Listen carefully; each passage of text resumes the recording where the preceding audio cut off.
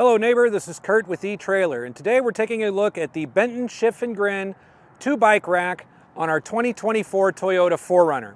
Now if you've had any experience with the Benton Shifts&Grins, or if you have any questions about it, please leave them in the comments below. We'd love to take those questions and those stories and share them with our other neighbors in order to help them make the best decision for themselves. So the Benton Shifts&Grins is a 2-bike platform rack that has the ability to carry up to 55 pounds per bike. So that opens the door to a wide variety of different bikes, including an e-bike, if it's light enough. The wheelbase here is, or rather the wheel cups here are going to be wide enough to accommodate all kinds of different tire widths, including some of the fat tires.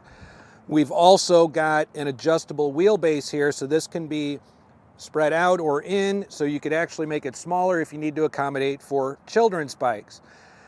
There's two different ways that you can mount your bike on here. If you have a bike with fenders, this arm can attach to the frame. If you have, say, a carbon fiber frame, or you really just don't want to mount to the frame, you'd rather mount to the tire, you can actually remove this hook completely, slide it over, and reset it down on the tire if you'd like. In our case today, we have fenders, so we're going to keep it wheel mounted and locked down from there. Now, while it's loaded up, it also has a tilt-away feature, which is operated through this button here, in case you wanted to get into your lift gate. So you always want to do it from the front like this and kind of help support it when you're lifting or lowering it, just for your safety. It's not spring-loaded or anything, so if you just hit that button and you're standing there, they'll just fall right into you. But as you can see with the tilt feature, we are going to get complete access to our lift gate. We'll get into the back of our vehicle if we need to, change our shoes, grab our water, whatever it may be to and from the trail. And when the Shifts&Grins is not in use, it also has a fold-up feature just to reduce that extra footprint that's coming off the back of your vehicle. So before we do that, we'll show you how to remove a bike. You always want to do this part last when you're removing the bike because you want something to keep it upright. If you undo this, when you're trying to undo these straps, the bike's going to want to fall either way. So we'll undo our wheel straps first.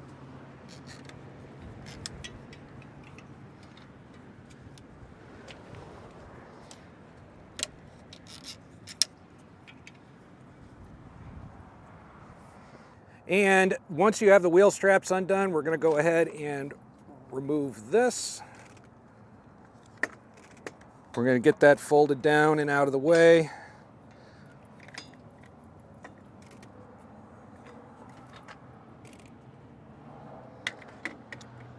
And then we'll go ahead and remove our bike.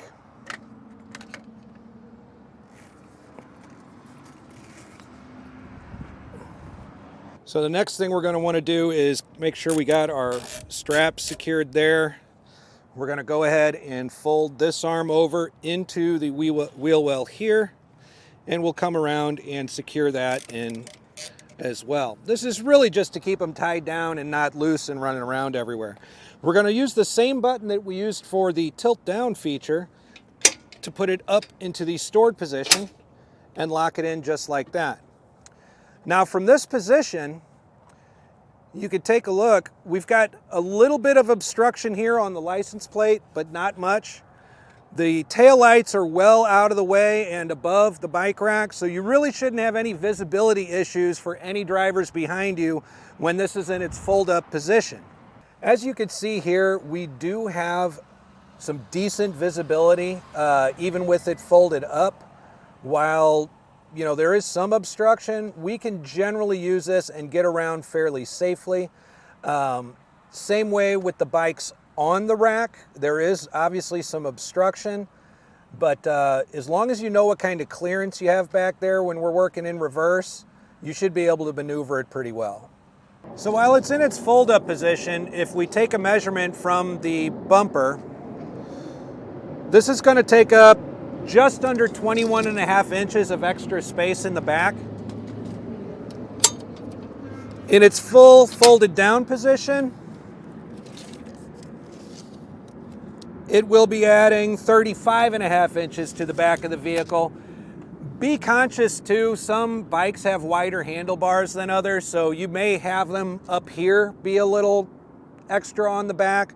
Just be conscious of that with the style of the bike that you have, and you should be just fine.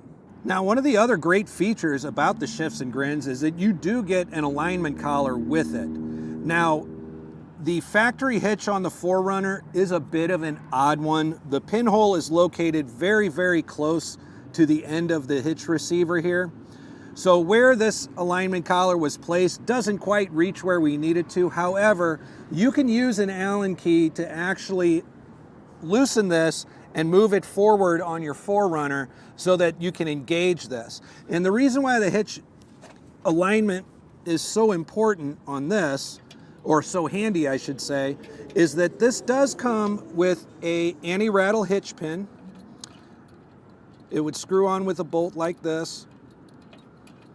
And it is not a perfectly round pin. There is a certain way that it's going to go in. It is a D-shaped pin, so you see this has a flat edge over here like this. So you do really need to get this lined up correctly in order to get it in.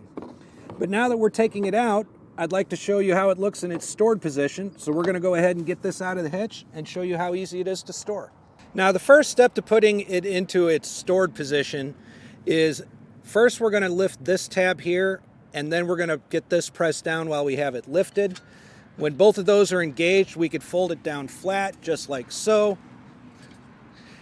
And now it's in a much more compact position in order to get it stored anywhere it's convenient. So there's a look at the Benton Shifts&Grins 2-bike hitch bike carrier on our 2024 Toyota 4Runner. And I think this is an excellent choice for anybody that wants a solid bike rack that's going to be able to get their tilt feature and their stowaway feature.